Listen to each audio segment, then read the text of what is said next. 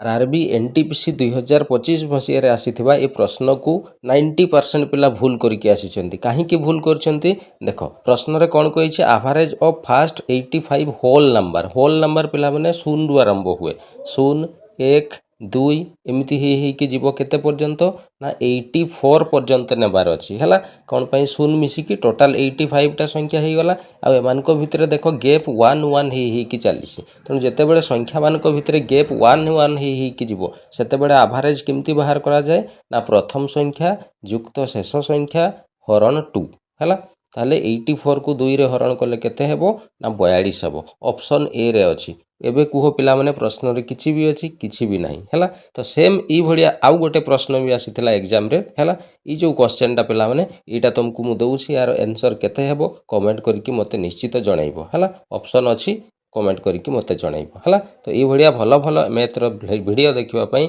निश्चित channel T को subscribe करके रखिबो हैला थैंक यू।